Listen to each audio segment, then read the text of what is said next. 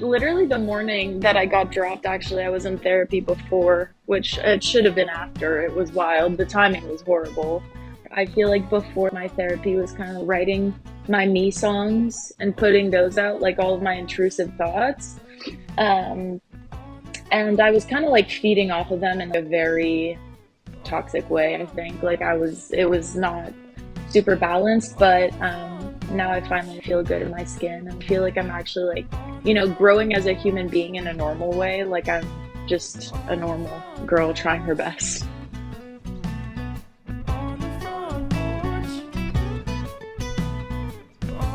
Welcome back to another episode of On The Porch with Front Porch Music. I'm your co-host, Jenna, and this is my partner in podcast crime, Logan. That's me. Today we had our very first repeat guest. We got to catch up with Lydia Sutherland after what's been a crazy couple of years for her. Last time we talked to her was when she had just signed her record deal and her publishing deal, and everything seemed to be going the way that she wanted. I think it's safe to say it's probably now going the way she wanted. She has recently put out a song called Nashville, Nashville, and I think that was a very therapeutic experience for her. She has made it very clear on the internet, so if this is news to you, she got dropped from her record deal, and it's kind of found the place where she's always wanted to end up, was being a songwriter first. And she's taken a really healthy approach to it all. Including reformer Pilates every morning. We gave Lydia the floor, basically, to share a little bit about her story and maybe find those lessons in there that artists might be looking for who know about her experience so far. And for anyone listening, whether you're an artist or a fan, you're going to get something out of this conversation. You're going to take a lesson away. Lydia really, has taken the last year to really work on herself and really find ways to, live life. I was counting the reallys in the same sentence. You said three. Oh, I love. I was waiting for the fourth.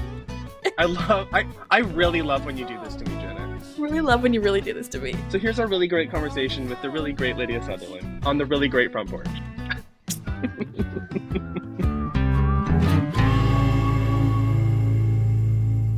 Good morning. We're on the porch with our first repeat guest ever. Hello, Lydia Sutherland. Hello. I'm so honored. Welcome back to the porch. We told you there was always a seat here for you. Thank you. I appreciate it.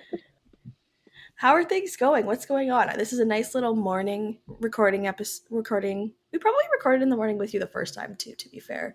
But it's a nice little morning recording session. What's going on? How are you? And this is probably the first time that Jenna's recording 5 minutes after waking up. Okay. So she can do it all. I'm great. I woke up with my alarm, no shade. I'm just chilling today. It's Saturday morning. And yeah, I'm just hanging out. I'm doing great. How are you guys? Love. We wanted to I'm loving the shade. I'm well rested. Listen, I stayed up all night watching Outer Banks, okay? I watched the whole whatever. So and I'm at 9 hours a night girly, so it just I could never do 9 hours of sleep. Me neither. No, Logan, but Lydia also gets up at the crack of dawn to go to Pilates every day, pretty much. I wake up at the crack of dawn to sit on the couch and drink a coffee. Same thing. Still counts. It's still the crack of dawn. Yeah. It's still the crack of dawn. It's so funny. Every morning I see your freaking Pilates story, I'm like, from bed. Yeah. I'm always like, I wonder if people are wondering what I'm doing right now.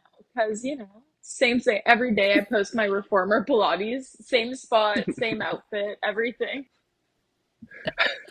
So what I'm hearing is you took a bunch of pictures on one day. Yeah. And just posted every day. Exactly. She's a fitness girl. I see you. Okay, so let's recap. Last time we saw you, one, you wrote us a song on the podcast episode, and it was super cute. And then you sent it to us after. And we loved that. You had kind of walked us through the changeover to signing a publishing deal and getting your catalog together. You would also release some music with your record deal. And times have changed a little bit. And you have some, like, I think it's like huge lessons that are important for artists to know about, even if it's not something they experience. I'm sure you'd rather your artist friends don't experience it as well, but huge things to learn Yes. from. So we want to give you the floor. Oh my gosh. Yeah, well, a lot has changed. I think I've always been a songwriter first. I think like that's always been pretty clear. And even like before signing my deals, like I remember like having this conversation with my manager at the time, Jim Cressman. Like I was just telling him like, hey, like, like long term, like I don't think I'm an artist forever. Like I think I'm doing it right now because like I have something to say as an artist, and I know no one else would cut these songs because they're so my story. Um, and I think, they should be heard, and some people out there need them. So I think that's the definition of an artist, right? So I was like, let's do it. And I even said that to, my A&R at the time, and everyone at the label kind of knew. So, I was all in really. I was doing like 50% songwriting, 50% artist stuff, which now I know is, close to near impossible because it's two full-time jobs. And if you're only giving 50% of yourself to something, well then you get 50% of the results, because you're not fully present for anything. So anyways, since last time we talked, I guess I got dropped from my first ever record deal, which is pretty crazy to say out loud. But honestly, now, like looking back, it's been a couple of months, and it was a bit like it wasn't a shock. I'm not gonna lie. I kind of saw it coming, and I saw it coming for months. But I got dropped from the deal, and I asked to be let out of my management, my booking deals. I canceled all of my summer shows. I was supposed to play,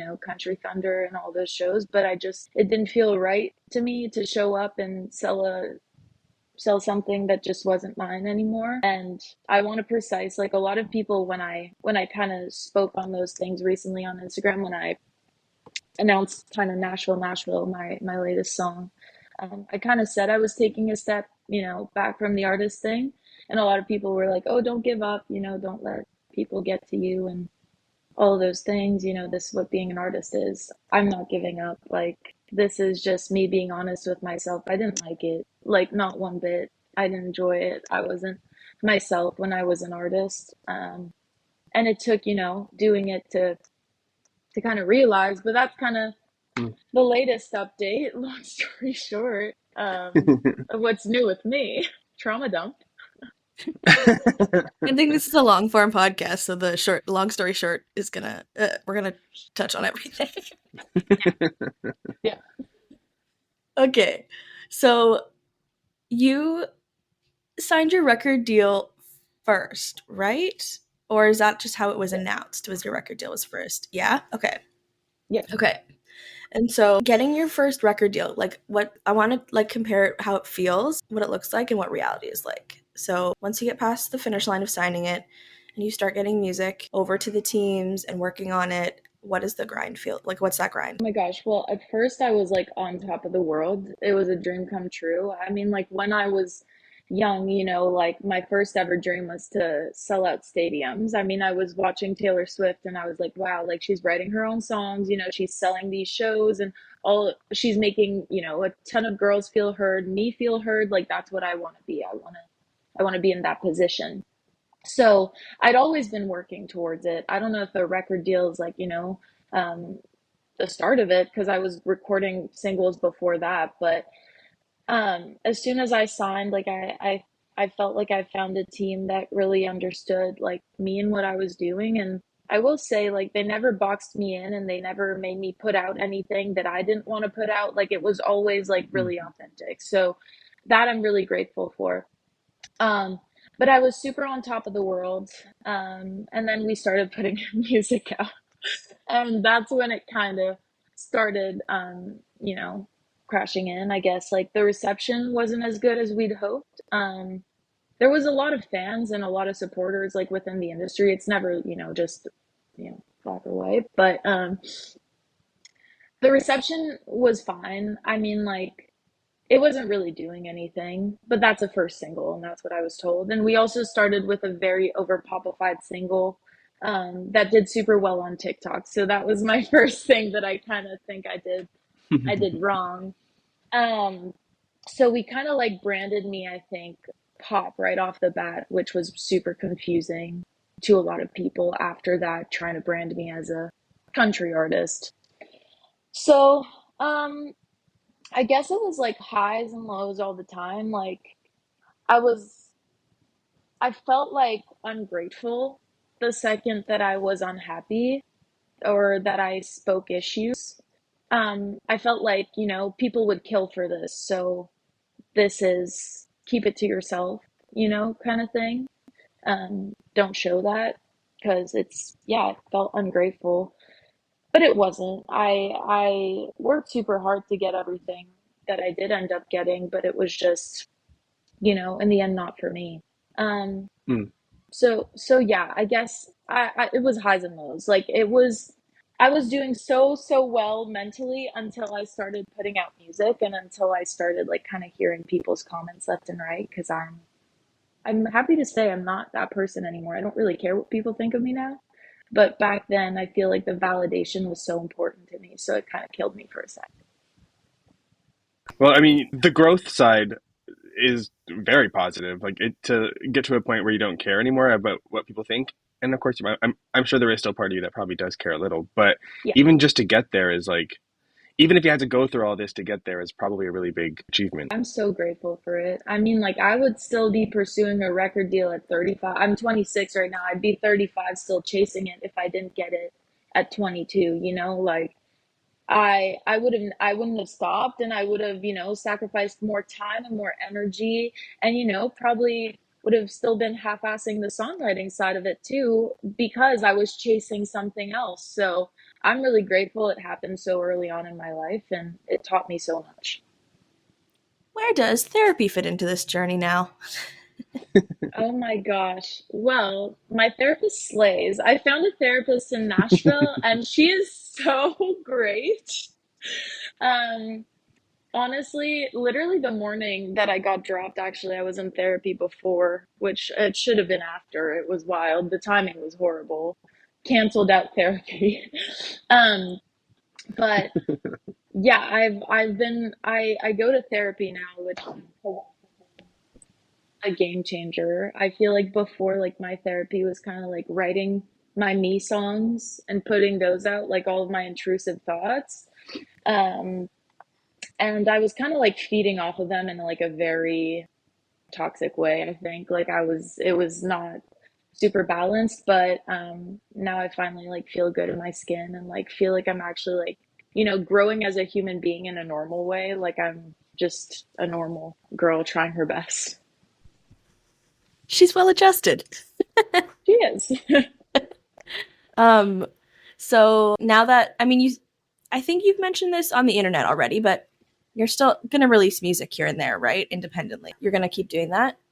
Yeah, I'm not like pursuing the artist career, let's say. Some of my favorite like artists are songwriters that randomly put out songs like Emily Wise Band and Josh Kerr and Adam Hambrick and all those people like they're Say like my some of favorites. my Just keep saying my favorites. well, they're all of our favorites. They're all of our favorites because they're so no filter and they don't give a crap about, what they put out and they're not trying to feed like a specific lane or whatever it is. Like they're just saying it the way it is and I absolutely Mhm. love that. So I'll keep doing that with like my intrusive thoughts because I still have intrusive thoughts. Surprise, surprise. And like I think that they deserve to see the light of day. Because yeah, like every time I submit like, these songs to my publisher, like she's over the moon about them. She loves them, but she's like, where do we send this? And I'm like, well, that's Hmm. when I know. When she says that, I'm like, okay, that's mine. And like there's one of those songs that I just wrote actually recently with Adam Hambrick that and Blake Chaffin that I absolutely love and that I just know I'm going to be putting out someday because it's so my story and it's so like my like it's me like you listen to it and you're like this makes sense with everything else but yeah I'm still going to be doing that but it's not going to be my main focus. My main focus is going to be finding the best home for all of the songs I write And then, if nobody wants them, well then I can put them out. It's so funny because I think last time we spoke here, uh, you were saying how like your favorite thing is to sit down with an artist or another writer who wants to say something and figure out how to say it and make it this song for them. And it's like this, it's come full circle in like a bittersweet way for sure, you know?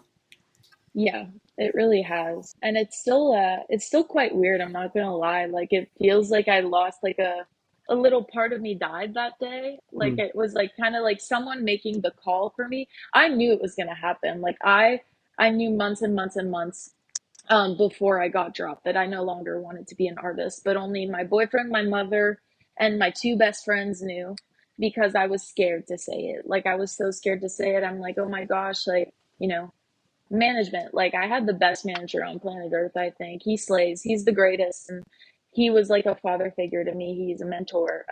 But I was like, oh my gosh, Jim's invested so much time in me, like time, money, energy, everything, like his whole team. I'm kind of not embarrassed, but kind of scared to just say like, hey, like I don't think I want to keep doing it. Um, and so it feels like a little part of me faded that day.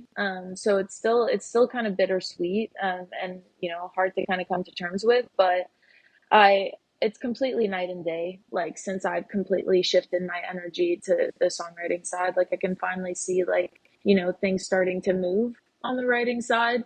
And I don't know what that is. I don't know if it's the universe sending me a sign that I'm doing the right thing. But it is what it is. What would you say the biggest lesson is that you've taken from your artist career? Not that it's over fully, but you know what I mean. People don't what I saw a quote the other day and I was like, this is literally it, but it's like you shouldn't value people you don't respect's opinions. Oh, That's a yes. good one. That was a good summary of that quote, but I also have seen that quote. And I completely Yes. agree. Like I think just trusting my gut, like no one knows me better than me. So I shouldn't have to, you Mm-hmm. know, care if XYZ sees something and they think this specific thing. Well, I don't even like your thoughts and opinions. Like Exactly. so I don't need them about me, and that shouldn't make me second guess anything I do. So I Mm-hmm. think I think just trusting myself, like literally moving forward in whatever domain it is, like, personal life, music life, relationships, friendships, like whatever it is, like just trust myself. Like my opinion always comes first, and no one should lead your own life but yourself. Yes. I'm just thinking of how like thoughtful and intuitive of a songwriter you've kind of always been, but how that is going to evolve in the songs we see. One you put out, but other people put out by you, because it's just like this, dare I say, like just matured version of you in so many ways that like this music is going to be so interesting. Yes, it's definitely night and day. And it's taught me too so much as a songwriter. I think being an artist has been my biggest asset as a songwriter, just because when I'm in a lot of songwriters don't know how to listen to artists in writing rooms. Like they'll come in and it's their opinion. Like they will die on that hill. They will argue you to the death of the line for it to make it in the song. But at the end of the day, you're not the one singing the song. Like I think the song should make sense. Please, like, speak Hmm. your mind if it doesn't. But at the end of the day, you need to learn to sit back and listen to the artist. And I feel like I've been in those situations so much where people, try to box me in and stuff in rooms, and that's totally fine. You live and you learn. You don't write with those people again. They work for others. They might not work for you. But, I think that's my biggest asset in the room is I know what it's like to be the artist. So I respect the artist, I think a bit extra. I respect the Yeah. grind. Can you look back and think of times where you would have gone into a room a little differently, knowing all of this now and having this like more clear experience of it? I think so. Like, I think back then, like, there's also like the positive and the negative side of being an artist as a writer. Like, you also like kind of get in your own way because you're like, wait, I wouldn't say the song this way. Hmm. But it's like also like, okay, but Yeah. it's not your song. Like it's not yours right now. So just, let it go. Um, so yeah, I think there was a time, but I think like my instinct was always to kind of trust the song and where it was supposed to go. Like trust the concept and, write the story. Don't, write what people want to hear. Cause I think like often, we're like, oh, truck beer, blah, blah, blah, fields. And that Truck, beer, beer, sells. beer. It freaking sells. It sells to a specific audience. But also, you'd be surprised how many people reached out to me after I put out Dressing Room, being like, wow, Mm. like this song. And at the time, I was to my co writers, I was like, we can't write this hook the way I thought of it because no one's going to relate to that. But that like song, like, moved the needle for me in the writing world, even. Like, there's, some artists that reached out to my publisher being like, I love this song. Like, I need this kind of song too. So, that kind of thing, you know? Well, you have a way of really writing songs that can resonate with people, even if it's not about them. Like, speaking of Dressing Room, I was listening to that last night on the way, it came up on my shuffle on the way to my parents' house. And I was like, this is like a really great song. Like, I don't necessarily relate to it, but I can feel like I relate to it, you know? Yeah. Yeah, well, I appreciate that. I mean, that's kind of the goal, with songwriting. It's even, the people who can't relate to it to at least find a bit of, comfort or whatever it is within the songs. Like it's not specifically aimed for, a target audience. Like when I was writing it, I was just writing my thoughts. And I think because I wrote it so no filter that people can appreciate that, So Well, that yeah, means a because lot to me. you can almost feel that like how you feel and how you were feeling, and like you can. I mean, if you're an empathetic person, you can feel it. So that might be why it it resonates so well. Oh, well, I appreciate that. If you're a Yeah, psychopath, that's it's still not one going of to my work. favorite. Not the target audience, anyways. That's okay. There's been like this one question that's kind of been popping up in my head ever since we've started recording. What would your advice be to people who are chasing what they think the dream is, but then realize it might not be, but don't know how to correct course? Um, oh my gosh. I I think like the dream isn't what we're sold. Like I don't think that, it's often like I remember when I was young, like I'd be like, okay, this is the dream. The dream is to sign a huge big fat record deal, buy a fancy cool car, and then, you get to tour and you get to hang out with really cool fancy people, and like it's step by step, it's like kind of like what you see really with these bigger artists. I mean, maybe not as much in the country world, but like on paper, if you look at these people, I think like make your like make your own dream. Like you decide what your own goals are. Like they're so different for everyone. And if you feel a bit insecure about where you're at, or you feel like you need to change course, like I think it's just like trusting your gut. Like don't do it for anybody else. Like um you decide what you want for your own life. You only live once.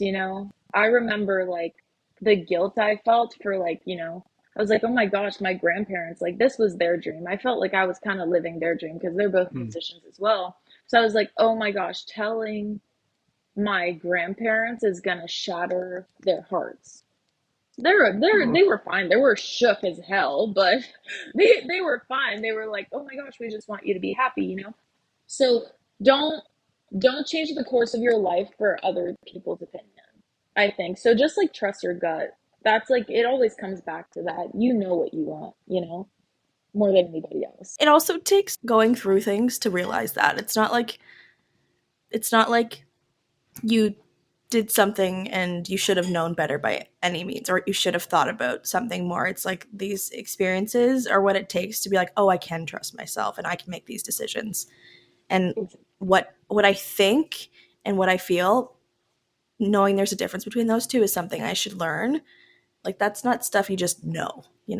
Like the girlies Exactly. are sorry, Logan, but the girlies are in their 20s figuring shit out still. So, you know, let's take it easy on us. That's so true. It's actually so true. And like you'll never know until you do it. Like you really do need to see it. Like it's like for me, like I would have, like I told you guys earlier, like I would still be chasing the artist route thinking it's still what I want. But now I Exactly. know, did it, and it wasn't all good, it wasn't all bad, but it's fine. It is Yeah, what it exactly. is. Exactly. Okay. So you have lived in Nashville for what, 2 years now?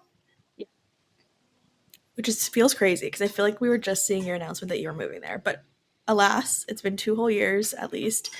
Um, and dare I say, you released your love letter to Nashville? It's not really a love letter to Nashville, Yeah. but Nashville, you were teasing it for a while. And I remember a couple of friends who are artists reaching out, being like, sending it to me and being like, ouch, ouch, who also live in Nashville, who also are experiencing these like very whirlwind experiences, but huge turmoil and just like all of these things they thought about moving to Music City and following their dreams being true and it just being so hard, obviously. So tell us about Nashville, Nashville. Yes. I actually wrote Nashville, Nashville like probably a year after moving here.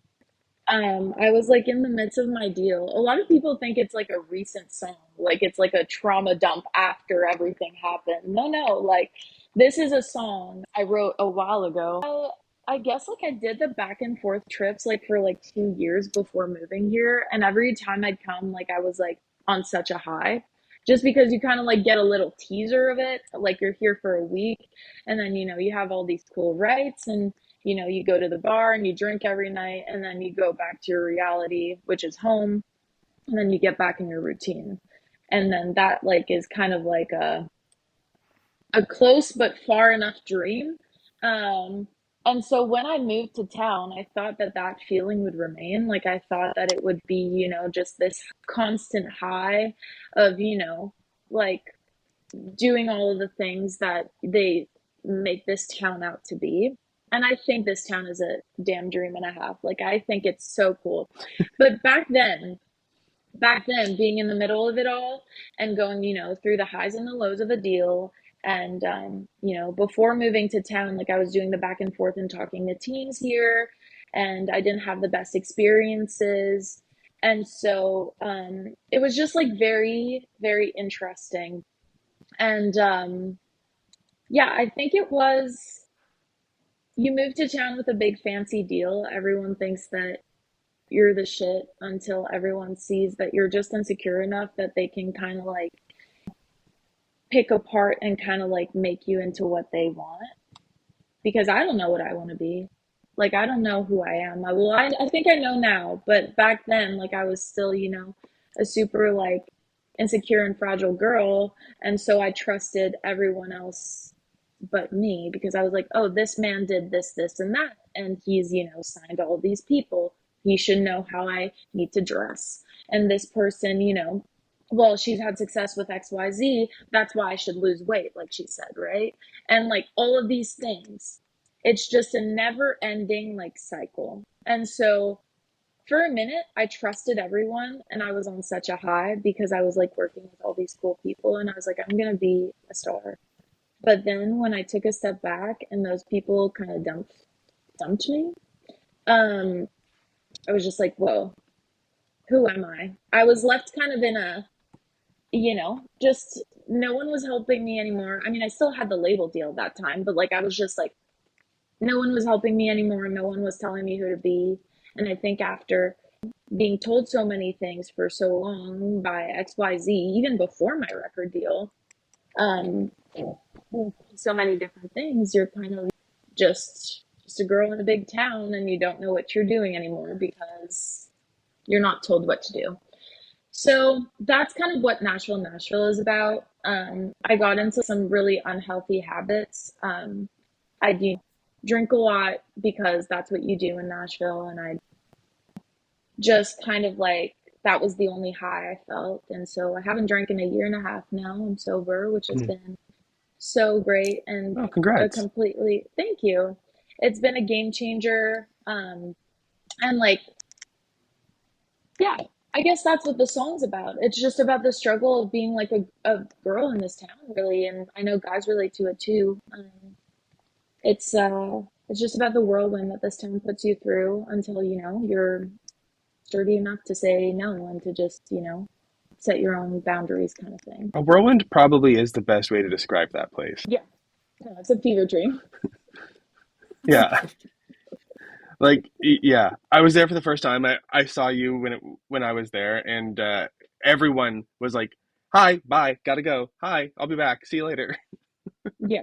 It's stressful like that. It's almost nice to be able to go. Unfortunately, I don't think any of us has had that experience, but my friend here in the other room was just in Nashville last weekend, and it was like we went to brunch here and we went to this like bar. The unawareness that you get to have is so nice. You just go, you have fun, you enjoy the city, and then you go home. It's like a vacation spot. And I, other than when I'm like visiting my friends, I can't say I'm like so aloof and excited about the city because there's just people everywhere, people you might know everywhere. You just feel like you're always on because it's, as much as it's like a destination city for people to travel to, when you work in the music industry, it's just work is always turned on, no matter where There's you go, always right? someone who might overhear you say something stupid. Oh my gosh. Yeah. Especially when you drink. Especially when you drink. Yeah. Yeah. I'm looking at you, Red Door. We really Yeah, that's broke him in when we went. We took him everywhere. Logan knows the spots now. He knows what we're talking about. Yeah, Have you tried the pickleback I fit in shots? now. No, Not at Red Door. I love pickleback shots though. They're no, like the that's hangover putrid. cure. No, they're so good. Never. Oh, you saw me take one. I was like, why are you so scared? We had them in Edmonton to cure ourselves. Whiskey, delicious. Pickle juice, delicious. Together, hard So pass. good. You haven't tried it yet. Yeah. There's I no mean, part of me that needs to try that. it's a tough sell, but I will say out of all the shots, easier one to digest, I'd say. Totally. Give Quite me Surprisingly. a straight literally, shot of tequila and I'm good to go. quite literally good to digest because pickle juice, like it's perfect. Oh, It's good good for probiotics. it's good for your stomach. Oh my gosh. Horrible. Oh my gosh. Okay, so what is everything looking like right now? Other than you go to Pilates like 6 days a week, she has a nice life balance. Like her life feels balanced. What's going on? Writing every single day, basically. What else? My life does feel super balanced, and I keep saying to people, like, since, I kind of have a more structured life, like, I was definitely built for a routine life. Like, if I could have done an 8 to 5, surprisingly, I think I would have thrived in that. Um, but I have the most 8 to 5 music job you can have. So, I basically, my everyday life looks like working out in the morning. I, um, I write once or twice a day. I still write mainly 2 times a day. I still do like a lot of Zoom writes with Canadian artists and Australian artists, so I love doing that. Um, and then I just, I'm kind of now that I have a bit more free time, I'm kind of like rediscovering who I am and what hobbies I like, and I'm trying to try new things like I'm going hiking. Not hiking. Wait, rock climbing. Rock That's climbing. two very Yeah, different very. activities. I know. I was like, Same hiking I've issues. done. I sound like I've lived. No, rock climbing. Like I'm trying like new things. So that's kind of what my everyday life looks like. Like I'm putting myself. My therapist is like put yourself in uncomfortable situations to some extent. Not really, but to me they're uncomfortable because I'm so used to A doing the harness same halfway up a things. wall is pretty uncomfy. I'd say so. I'll keep you posted. Um, It's pretty fun. but I quite enjoy it. But I think I will as well. But yeah, that's kind of like what my everyday life looks like. I'm writing with people I really love. I'm like still finding who my Nashville crew is because I'm still like 2 years is a long time, but I'm still like quite new to town because everyone's been here like, you know, 10 plus years. Um, and so yeah, just like myself and prioritizing myself, which has been so nice. And writing every day, honestly, is a dream come true. Like, that's literally what I was made to do. I can't get enough of it. I love it. Looking back on yourself 2 years ago, if there's something you could tell her now, other than trust your gut, what would that be? It'll all be okay. It'll be okay. Yeah, I felt like it was the end of the world, and I thought I was just failing. Like, I thought I just wasn't a good enough human being, and that's not true. That's not true. Like, it's just give it time. Like, everything with time, like, does heal. Like, I hate to say it. I hate that saying because I think it's annoying, but everything does heal and everything does figure itself out. So, yeah, that's what I tell them. And what about artists who are looking at your path and saying, one, how do I get both of those things if that's what I want? How do I make sure it's what I want? There was a part 3, but I don't have it anymore. You won't know what you want until you have what you don't. So, just go with it. Just go with it. You'll figure it out along the way. And you don't always need a team. You don't always need everything. Like, these days, like, what teams suggest you, like, for promotion, whatever it is, like, are things that you can do by yourself. So instead of, like, rushing to find people, just let those people find you when it's time. You'll know when it's the right people. So again, trust your gut. I'm getting that tattooed on my body. Trust your gut. That's a good one. Do it. Okay, we did say we were giving you the floor, and we've asked a lot of questions in between, but you invited this conversation. So is there anything else that you wanted to share and say about this journey you've had so far? Oh my gosh. Honestly, retirement slays. Artist retirement is great. Honestly, what I'm gonna say is everything, all my posts in Nashville, they're so dramatic. I'm so happy. I'm truly so happy. This isn't giving up. Like, this is me being honest with myself and finally, putting myself first. Um, there's, a lot of bad things or negative things that come with the artist side, but there's a lot of good too. My artist career wasn't all bad. I think the main bump on the road, honestly, throughout the whole way was myself. It wasn't a record deal. It wasn't teams. It wasn't anything. It was me. I wasn't ready for it, but I guess you're never really ready for it. And so I'm just happy I did everything. I'm grateful to everyone who believed in me. I'm, grateful to the teams that trusted me. Like, I know a lot of people invested a lot of time and money into my project, so I am really grateful. And those people know who they are, so I do appreciate it, and I'll be forever grateful for all the lessons and the friendships I've created throughout the journey. That feels like a good place to say thank you. And that gave me the warm fuzzies. Yeah. Thank you guys. She's come along. She's come so far. And I think everyone can learn from the message that we just talked about. Like, whether you're an artist, a songwriter, or even just like a person in life who's like a fan listening. I think there's a lot of life lessons there that have been had at a young age. I loved it personally. Hopefully not too many more. Well, yeah, we don't all need that every day.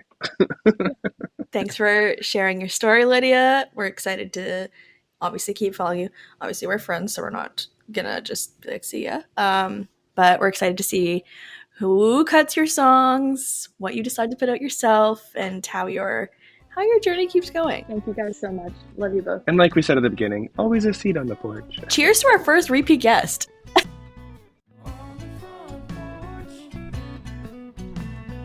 Thanks for listening to another episode of On The Porch with Front Porch Music.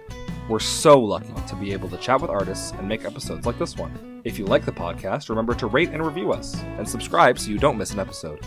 It's the easiest way to support the show. Remember to check out frontporchmusic.ca to keep up with new music releases, exclusive artist interviews, and more. We'll catch you again on The Porch in a couple of weeks. On The Porch is hosted by Logan Miller and Jenna Weiser, and produced and edited by Jason Saunders. That's me. Our theme song was written, produced, and performed by Owen Wrigley.